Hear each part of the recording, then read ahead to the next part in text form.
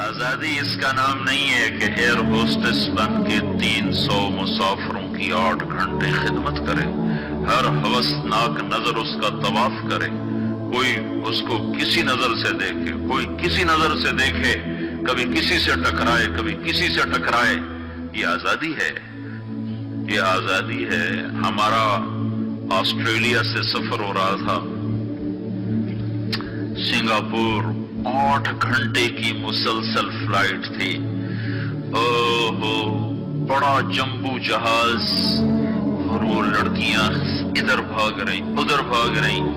ایک مجھے وہاں خیال آیا، دوسری دفعہ ہمارا سفر نیو یارک سے تھا، نیو یارک سے ہم چلے اور قاہرہ ہم اترے۔ قاہرہ 11 گھنٹے کا مسلسل جہاز کا سفر، مسلسل 11 گھنٹے ایک ٹانگ پہ کھڑے ہو کے لڑکیاں بھاگ رہی، وہ لڑکے ایئر ہوسٹس بھاگ رہی، اور اس کے ساتھ 300-350 کا مسافر جہاز ہے۔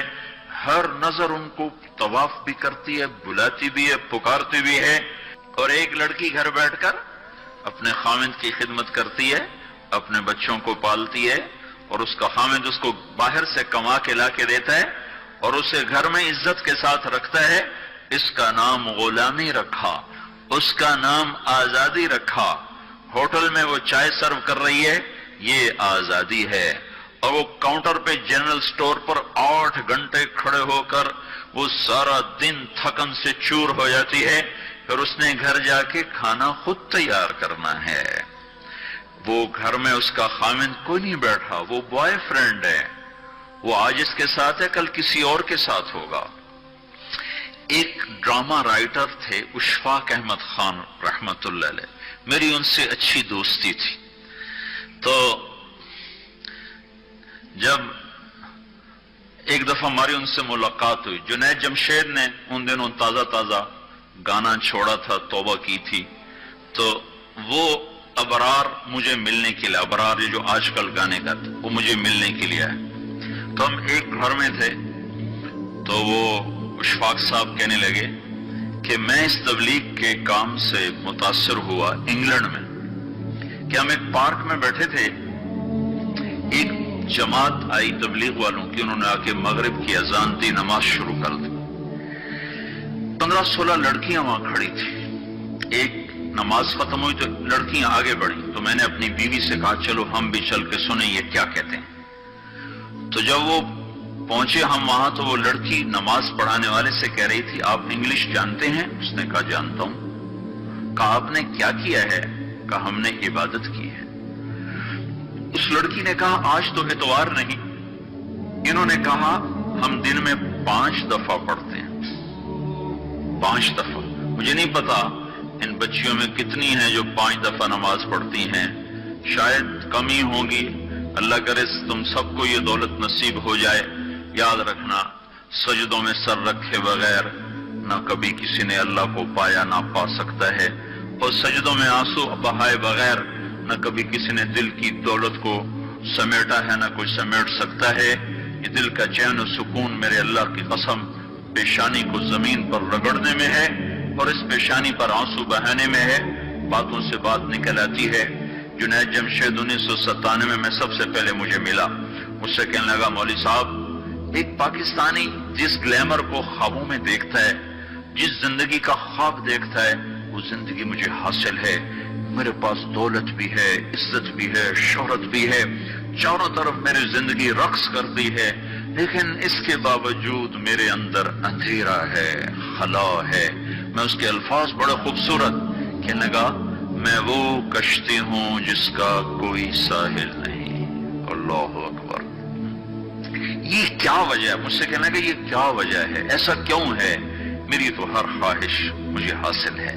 اور بالکل یہی بات چند لفظوں کی تبدیلی کے ساتھ مجھے سعید انور نے کہی جب وہ 3 دن کے لیے ہمارے ساتھ نکلا پہلی دفعہ۔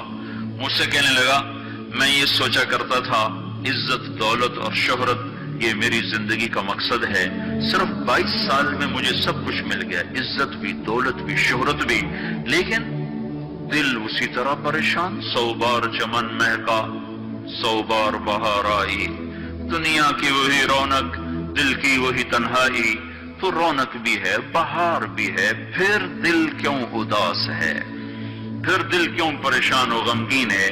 کہ اس سوچ نے مجھے یہ مجبور کر دیا کہ میں نے مقصد کے انتخاب میں غلطی کھائی ہے۔ مقصد کے پانے کے بعد تو آدمی چین میں آتا ہے۔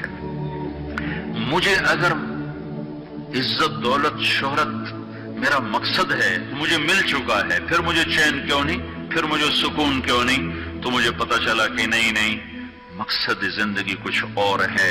میں نے کہا شکر کرو تمہیں جلدی پتا چل گیا۔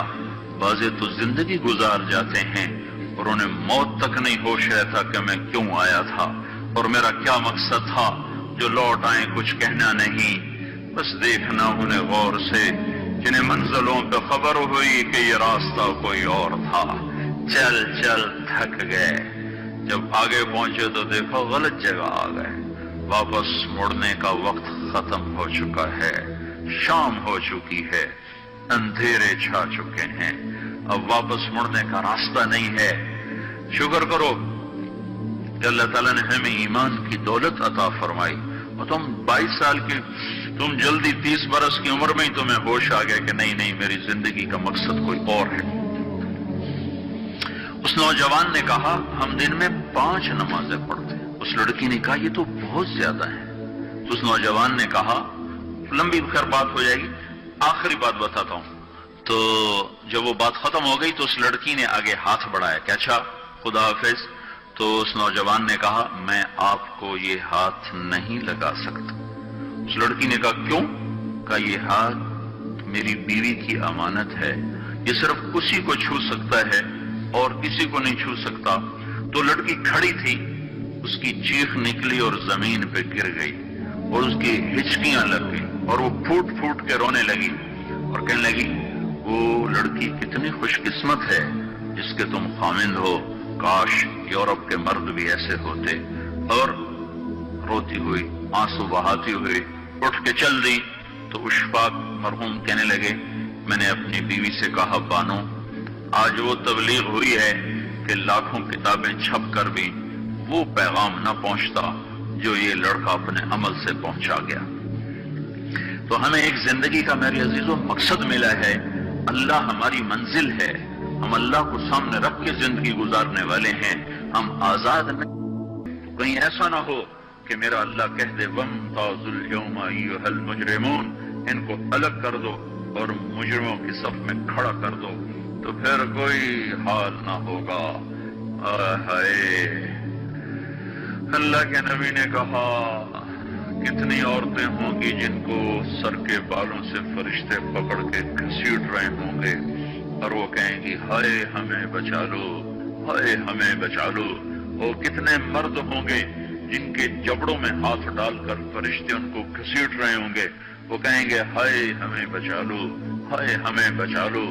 تو اس وقت اللہ کہے گا اولم نعمرکم ما یتذکر فیہ من تذکر وجاءکم النذیر، میرے بندے یہ چند آنسو دنیا میں بہا لیتا، جو آج تو کر رہا ہے تو ہائیاں دے رہا ہے، یہ تو دنیا میں دے لیتا تو آج اپنے رب کی رحمت کو دیکھتا۔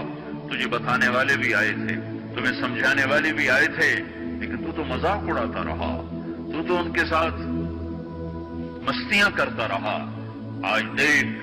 آج دیکھ ایمان والے کتنے اونچے جا رہے ہیں، جنہوں نے مجھے راضی کیا کتنی بلندیوں کا سفر کر رہے ہیں، اور ان کے ساتھ میں کیا کرنے لگا۔ یہ کامیابی اس کو ملے گی جو اپنا سب کچھ اپنے اللہ پر لگا دے گا، وہ اپنا سب کچھ اللہ کے محبوب صلی اللہ تعالی علیہ وسلم کے طریقے پر لگا دے گا۔ یہ کامیابیاں اس کا مقدر ہیں۔ یہ زندگی چند روزہ ہے اور آج ایک سیلاب ہے میرے عزیزوں مغرب کی تہذیب کا۔ اس انٹرنیٹ نے اور اس ٹی وی نے اور اس میڈیا نے ہم سے ہمارا سب کچھ چھین لیا ہے، سب کچھ ہمارا چلا گیا ہے، اور سوائے اچھل کود کے، کھیل کود کے اور زندگی کی کوئی منزل نہیں رہی۔ میں آپ سب کے سامنے یہ درخواست کرتا ہوں کہ اپنی زندگی کی منزل طے کرو۔ پہلے یہ سوچو اور سمجھو کہ یہ صبح یہ شام، یہ دن یہ رات، یہ جو گزر رہے ہیں مجھے کہاں لے جا رہے ہیں، میرا سفر کدھر کا ہے، میں کہاں جا رہی ہوں، میری آخری منزل کیا ہے، اس کے مطابق اپنی زندگی کی ترتیب بناؤ۔ میرے آپ کے نبی نے فرمایا الکیس من دان نفسہ وعمل لما بعد الموت، سمجھدار وہ نہیں جو مشہور ہو جائے، جو عزت اور دولت کو اکٹھا کرے، سمجھدار وہ ہے جو اپنی آخرت کا سامان تیار کرے اور اپنی موت کی تیاری کرے۔ اس پر جو جم جائے گا وہ دنیا اور آخرت میں کامیاب ہے، جو اس سے ہٹ جائے گا وہ ہلاک و برباد ہے۔